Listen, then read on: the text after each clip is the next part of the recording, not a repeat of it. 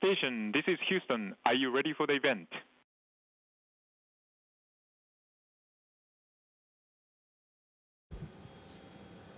Houston, this is station. I am ready. Cranfield University, this is Mission Control Houston. Cranfield University, this is Mission Control Houston. Please call station for voice check. This is Dr. Toby Thompson of Cranfield University. How do you hear me? Dr. Toby Thompson of Cranfield University. How do you hear me? Hi, Dr. Thompson. This is Jack Hathaway on the International Space Station. I can hear you loud and clear. Jack, it's amazing to have you with us. Expedition 74 flight engineer, Jack Hathaway, MSc in Flight Dynamics, 2015 here at Cranfield University. Hopefully you remember Cranfield University. Yes, I had a great time at Cranfield University. It was such a wonderful experience. I'm proud to be an alumni and representing you guys up here. That's fantastic to hear. One of the most amazing alumni that we have, I think, here. I've got a bunch of questions, Jack, which are from staff here at Cranfield University, from students, and also from our local school, Holywell School at Cranfield Village, which I believed you visited when you were last here. The first of those goes like this, and this is a general question from some of us. What is daily life like in the ISS, physically, mentally, emotionally, cognitively? And what surprised you the most when we saw you come through that hatch onto the ISS?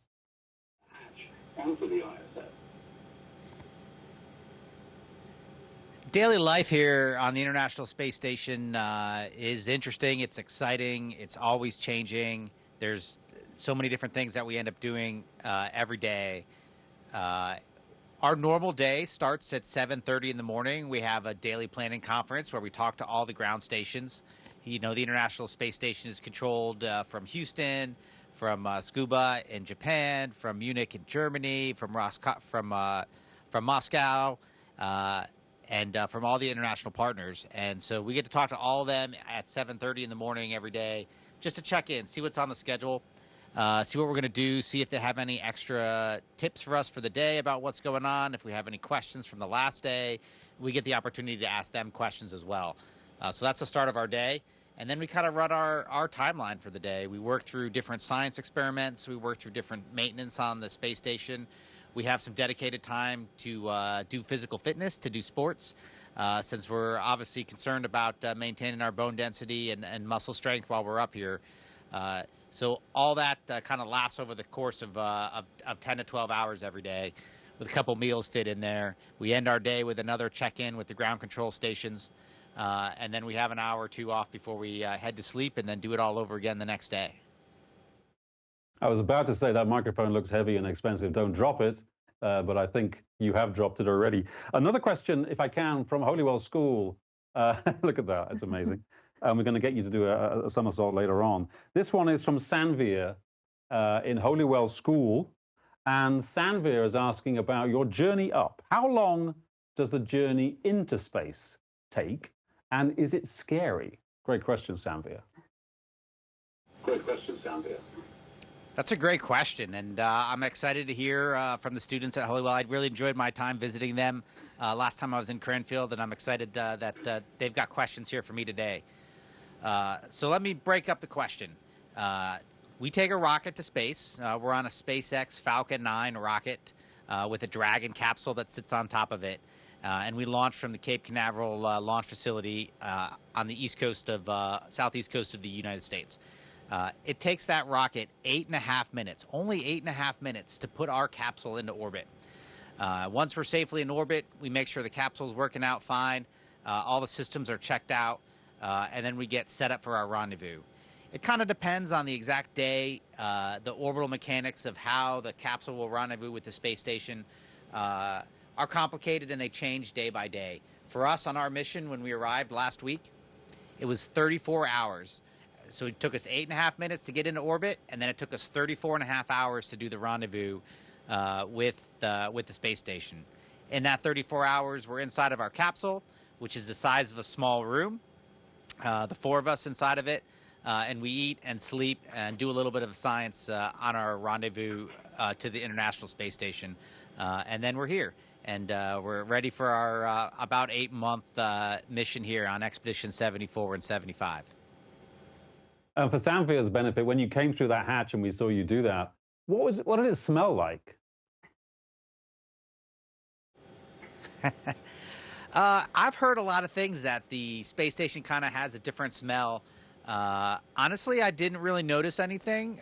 In the first few minutes, there's as you can imagine, there's a lot of input to the brain. Being in zero gravity, being in this much larger space, I can't actually remember what it smelled like. But one of my first impressions was the orientation of which way was up inside the space station. As you can see, our capsules are kind of oriented. We have an overhead, and we have a port and a starboard and a deck, and we kind of treat it as up and down, kind of like we would on Earth. But when I arrive on space station, our capsule docked to what we call the zenith port, and zenith is another word for the top. So the zenith port on top of space station is above space station in reference to Earth. So Earth, space station, and then our docking port was above it. And we docked kind of upside down. So the top of our capsule attaches to space station. So as I came out of the capsule and flew down, I came down heads down, but I was facing kind of like to the left, not quite lined up like I expected to see what the main area looked like. And so I was upside down and turned left and right, and I was like, man, I don't know which way is up right now. I'm kind of floating. This is crazy. So it was a pretty surreal experience the first couple minutes, just trying to get my bearings about what's going on and which way to look at. But fortunately, and one of the great things about space travel, we've had humans on board the space station for 25 continuous years now. So there's many students that are at Cranfield now that have been, for every year that they've been alive, there have been humans orbiting the Earth inside the space station. And of those humans, they're all just incredible people. And so they take you in your hands when you first come into the space station, and they say, all right, you stand here, you move this way, let me help you out. I remember what it was like in my first 5 minutes, and they really take care of you. So that's just such a wonderful experience. Yeah, you're no longer a rookie. This next one is from Linda Bell, Maria Race, Aviation Safety Management and MSc Astronautics. The ISS, as you know, orbits the Earth every 90 minutes. Meaning repeated sunrises and sunsets. How does that rhythm, living in microgravity, affect you physically and cognitively? You're showing off now.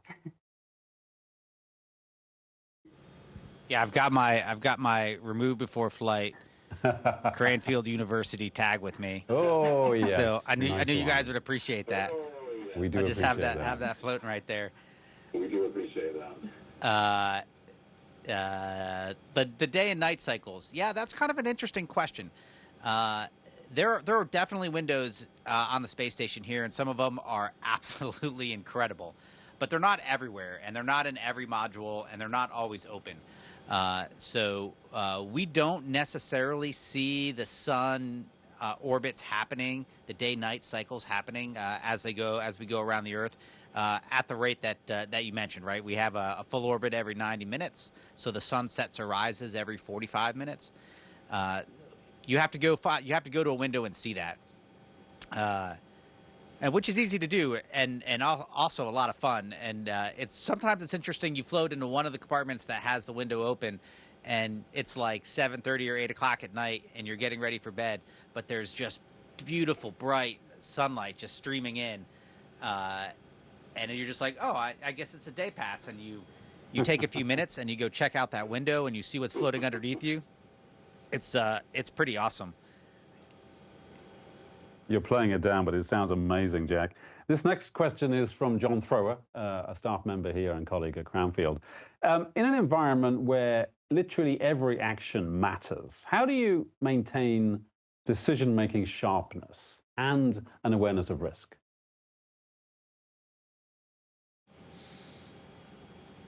Yeah, that's a really great question. As you guys may or may not know, like I was flying jets in the Navy for 20 years before I joined NASA, and my daily life was kind of like that.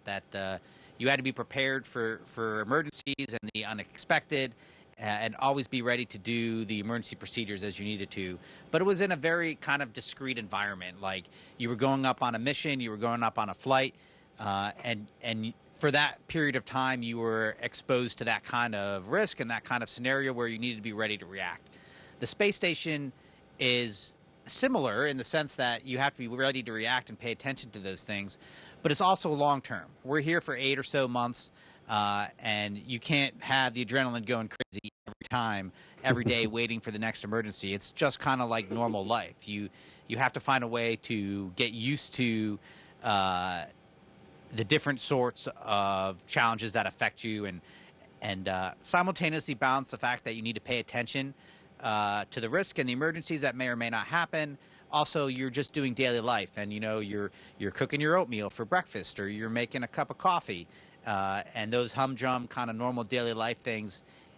You got to your level of attention onto all of the things, and we go through like refresher training. One of the first things I've done in the 3 or 4 days that we've been up here is that we've met as the whole crew of 7, and we've talked about roles and responsibilities. If a problem does happen on space station, who's going to do what, and who's going to go where, now that we've swapped the crews around and we have a new complement on board. It's one of the first things that we set up kind of expectations amongst all of us, so we know what to do in the event that something does happen. And also, I'd be remiss not to mention the fact that we have thousands, if not tens of thousands of people on the ground in mission control, ready to support us and help us out, and we rely heavily on them. Space station could not run without all those people around the world, on the globe, every day, that are working to get our schedule set and make sure everything's in order, checking all the telemetry of the systems, and doing all the things that we don't necessarily have the time or the scope to do.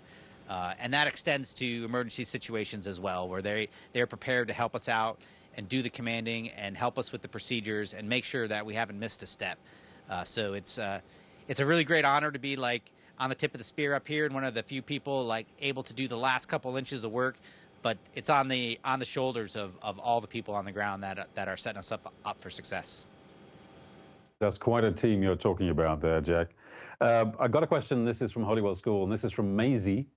And Maisie is saying, after you've talked about a lot of work there, what do you do for fun, for entertainment? Can you talk to us about the cupola?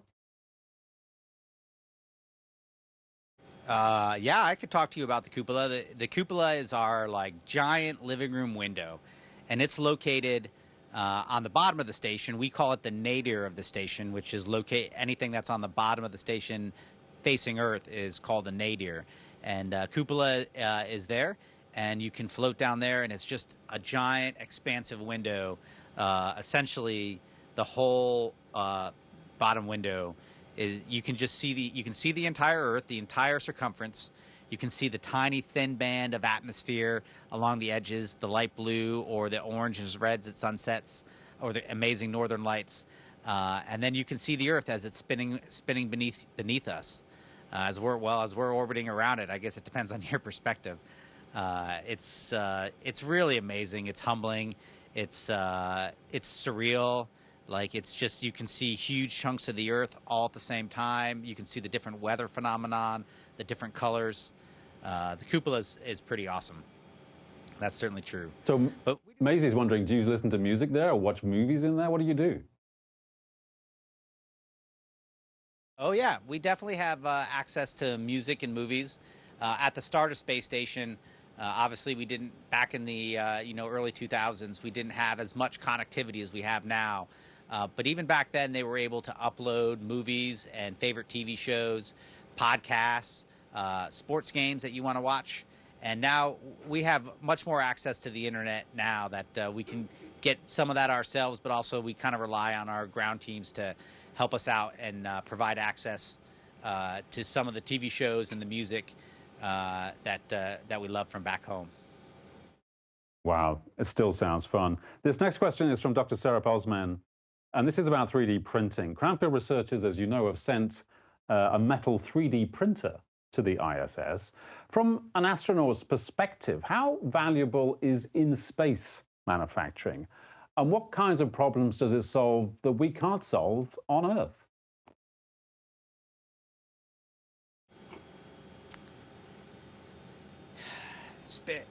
In space manufacturing, 3D manufacturing is going to be a great boon to space travel. One of our big problems is that it's expensive and time consuming to deliver stuff to space station. It's not like Amazon Prime where you can get something the next day. We've got cargo vessels that are scheduled every month, maybe every few months, and there's limited mass and limited size on all of those cargo missions. And obviously they have dedicated manifests of things that they have to bring up and down. So there's not always room for extra stuff, or you have to prioritize amongst it. So the more that we're able to print here on space station, to build here, the less cargo that's going to have to go back and forth to Earth. And that makes a big difference in terms of if we need a special tool to accomplish something that we didn't necessarily plan to have to do, but turned out that we needed to do it. Or things break, like it's just like Earth where you're using a tool, or you're working on trying to take a screw out, or you're working on some sort of bracket or some sort of container for something, and it breaks. And it's obviously we don't have unlimited spares up here. So if we were able to 3D print that material, that's going to save us a lot of time. It's going to save us a lot of storage space because potentially we could have less spares up here if we knew we could just print a new one. Rather than having to store it here, we could just have the material to print whatever we needed. And that's going to make an even bigger difference as we go to the moon and Mars, because the ability to transfer cargo to those far-off destinations is going to be even more difficult than it is to get to the International Space Station. So the more 3D printing that we can do, the more in-situ resources that we can take advantage of, the more successful we're going to be in pushing the human race further and further away from Earth. And Cranfield University, Jack, are very proud to have that piece of kit on board there. Thank you. This next question is from Robert and Tom from the MSc in Sustainability here at Cranfield. Many astronauts talk about a shift in perspective after seeing Earth from space. How has that changed how you think about humanity and our responsibility for the planet?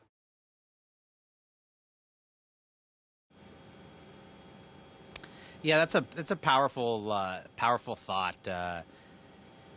It's really an incredible experience getting the opportunity to come here and work as an astronaut. First, from a small perspective, we all come from different backgrounds, so it's so interesting to work with world-renowned scientists and engineers, in addition to the test pilots and other people from a military background, because everyone brings like a slightly different piece, different focus to how to solve problems. And having the opportunity to learn from everyone and see how they see problems and see how they can solve problems just expands your own ability to accept differences, to look at problems differently, to achieve goals in a different or more combined way. And I think once we get to space station, we see that on a global scale. That we see how many people around the world it takes to make this mission happen. And then every day while we're up here, we get to look down at the Earth and see how interconnected it is, see how tenuous the atmosphere band around the Earth is, to see how all the weather phenomenon just moves all around the world. There isn't just one place that can just be all by itself. We're all interconnected, and that's no more clear than it is when you look out the cupola window up here. So you do get a sense that as a species we're just more connected amongst ourselves and to the planet than you can really experience in a day-to-day life back home. Thank you, Jack. One last question. This one from Hollywood School. And this is from Ava. Nice one, Ava. This is about coming back to Earth. When you do come back, do you have to do some sort of decompression? Ava's asking. Ava's asking. Thanks, Ava. That's a great question. We do get quite a bit of time to reacclimatize, is the word that we use, to get used to gravity and get used to all the natures of Earth. I think one of the things my kids are most excited about when I get home is that they've heard stories of astronauts that come home and they hold a glass and they're just holding it out here like this, and then they just drop it, because in space, if you have a pen, you can just let go, and then you can just grab it again. And Crazy. They are really excited to laugh at me when I put my glass or my pen out in the air and it just drops. So we'll see how many of those challenges that I have. but we definitely have to spend quite a bit of time getting our balance back, making sure that our muscles haven't gotten too weak being up here in microgravity, and spend some time doing those sorts of things to get used to living in 1G on the surface of the Earth again. That's incredible. No more questions, Jack. I don't know if you can do me a Usain Bolt jump or a hula hoop, but it'd be wonderful to see some microgravity demonstration. I can do something like that. Let me put my microphone over here so I don't knock it. Here we go. Do a cartwheel for you first. Wait, look at that. There, you're showing off. Yeah, that's just AI generated, right? Yeah, that's just AI generated, right? Incredible. Look at There's that. nothing like it. You just it's quite a bit of fun. Jack, thank you very much indeed for your time today, and everyone from Cranfield is wishing you the very best. Thank you again. Absolutely. I love my time at Cranfield. I'm really excited to have the opportunity to talk to you guys again. Yeah, best to you guys and best to all the students, alumni, and staff that are there right now. I appreciate you guys calling me. Station, this is Houston ACR. Thank you. That concludes our event.